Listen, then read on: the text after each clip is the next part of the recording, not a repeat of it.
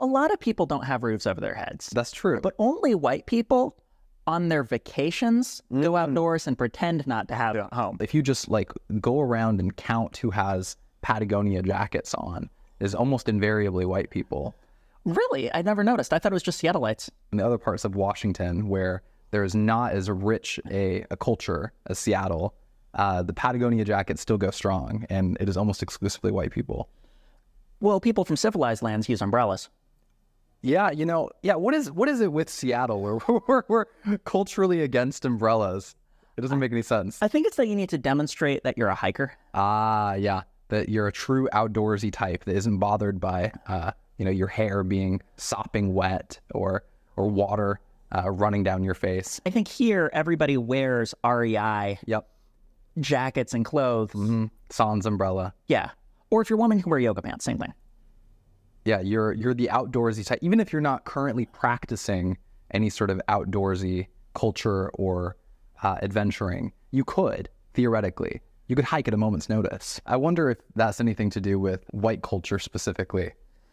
See, I think it's kind of difficult to isolate what is and isn't white culture because of how it keeps getting appropriated by all these other peoples. The damn cultural appropriation. Cultural appropriation almost always is a really good thing for everyone.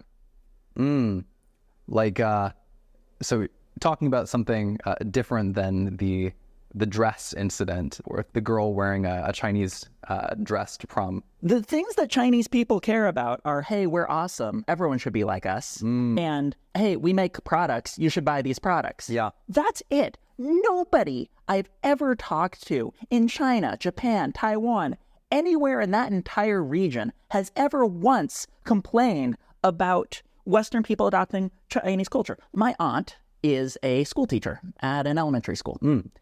And she one time had an idea, hey, let's celebrate Lunar New Year, because she teaches about culture. She teaches about Beowulf. She teaches the old Scottish legends. She teaches about African-American culture. That's cool stuff. And that's a really good way to introduce this stuff to kids. And so one time she's like, hey, Lunar New Year, let's celebrate Lunar New Year, because that's something kids in elementary age like, and it's something they can understand, and it's a great way to expand them. And she got some pushback from the white parents in her school who were worried that this was cultural appropriation. You know what the Asian parents in the school were like? Like, sweet, we're celebrating Lunar New Year. I'll make the noodles. You know what this reminds me of is the slur cascade.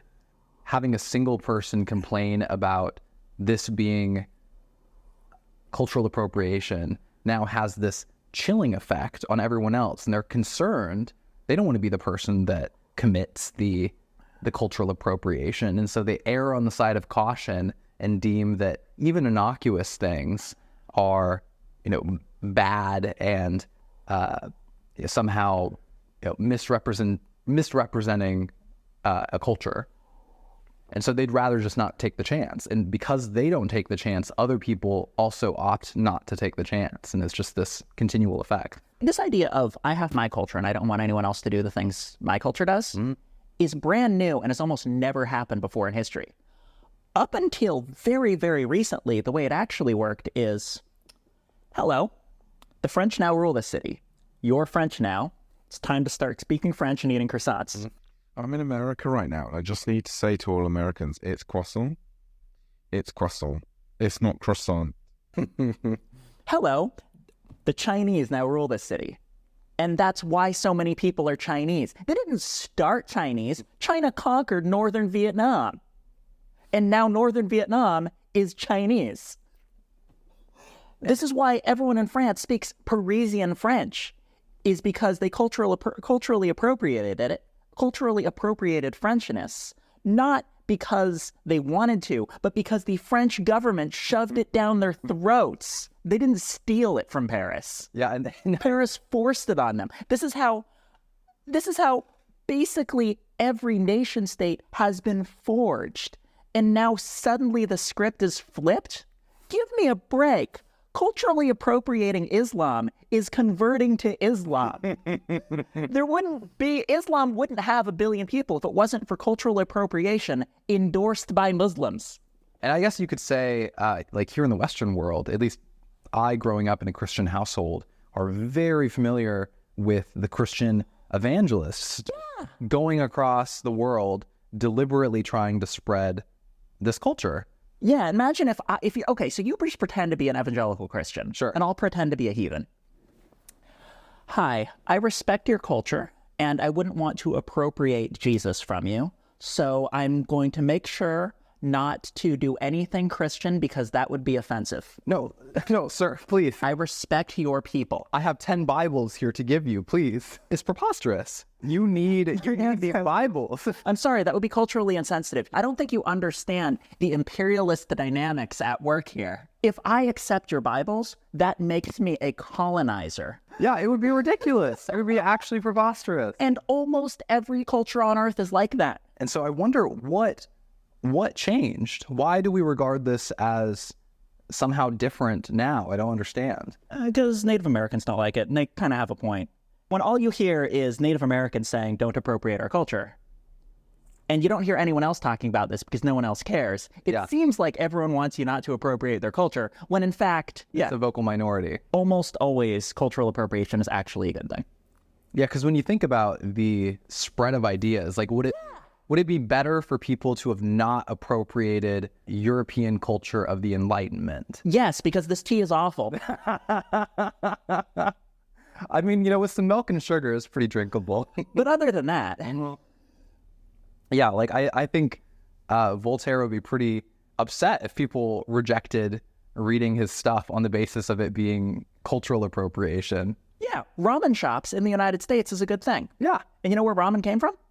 Where's that? The Japanese culturally appropriating noodles from China. Ramen was originally ramen, or lamian, which is a Chinese word. There's always been poor Chinese people going to nearby places and setting up restaurants. This goes back forever. And one of the places they went to was Japan because it's right next door. Sure. So you have poor Chinese people going to Japan, and when you're a poor immigrant, you set up a restaurant, and you set up a restaurant selling the food from where you came from, which is lamian, pulled noodles, and they started selling it to the Japanese. Well, problem is in Japan, being Chinese is lower class, and was at the time. Mm-hmm. So they took this Chinese noodle and rebranded it as a Japanese noodle. But that's not actually where ramen really took off. Ramen really took off in Japan during the American occupation. And you know why?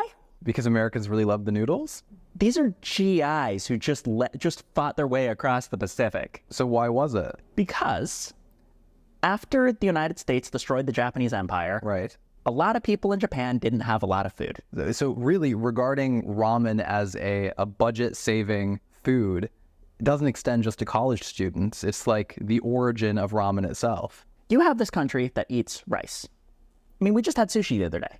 Yeah, That's rice. delicious. Have you ever had bowl of rice with curry? Because that's another Japanese food. Yeah. You notice that all of these are based on rice. Udon, it's a rice noodle. Mm-hmm. Okay, ramen uses wheat noodles. Ramen noodles are a wheat food. Why do we have this really popular wheat food in Japan that's based on rice when the cheap grain was barley? I feel like this has to tie back to our earlier topic. Is it cultural appropriation? It's because cultural appropriation failed. Say more. It's 1946. Yeah. Japan is starving, and the United States wants Japan to not starve. Everyone in Japan just wants rice. But the United States is not a major... The United States has this massive surplus of food. Always has. Pretty much. But the massive surplus of American food is not rice. What does the U.S. have too much of that's calorie dense and really cheap? So we now export wheat to Japan for cheap? Is that the idea? Yeah, so the United States goes, hey, Japan is starving.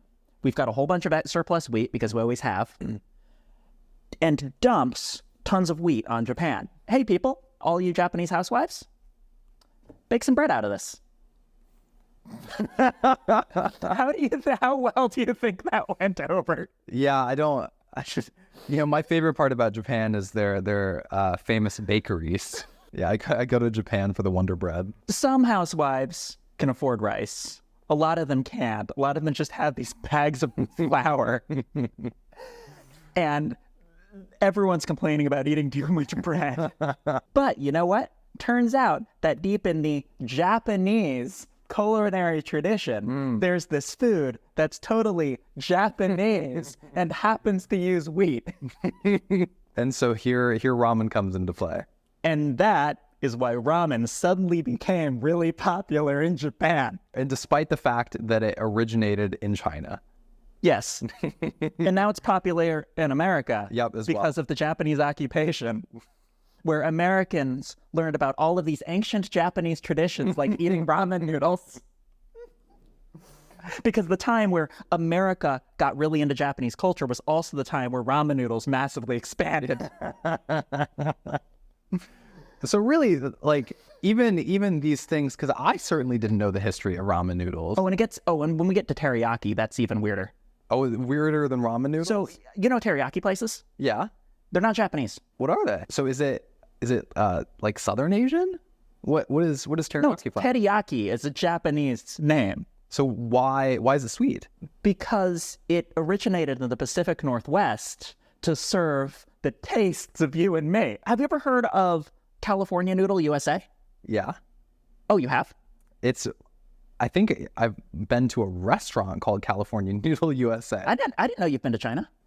There's a place in China called California Noodle USA. So here in China, there is a noodle chain called 美国加州牛肉面, basically American Californian beef noodles. As for the menu, the only hints to America are these 加州牛肉面 Californian beef noodles for 20 renminbi and this 加州鸡 Californian chicken for 26 renminbi. I think the most American thing I can detect about this is that it's just made with a chunk of chicken meat. Now we've got our Californian beef noodles here. These noodles, it's very tiny. That's hilarious. I went to a teriyaki place that's run by Latinos. It's the only teriyaki place I've ever been to where you can buy jarritos. This is the way culture is meant to be. This is cultural appropriation. It's awesome. Yeah. Like, I don't want to live in a world in which I can't have teriyaki. Like, I don't want to live in a world in which I can't have ramen. Like, that's delicious. I guess what I'm getting from this is that we're going to be drinking milk and sugar tea for the rest of our lives. Thank you. If not for cultural appropriation. Thank God for that. Kanpai. Kanpai. Whoa. Oh, yeah. We can say that. We just Okay, established sorry. that. Let me correct. Kanpai. They're written the same way. Really? Yes, because Japan culturally appropriated the writing system.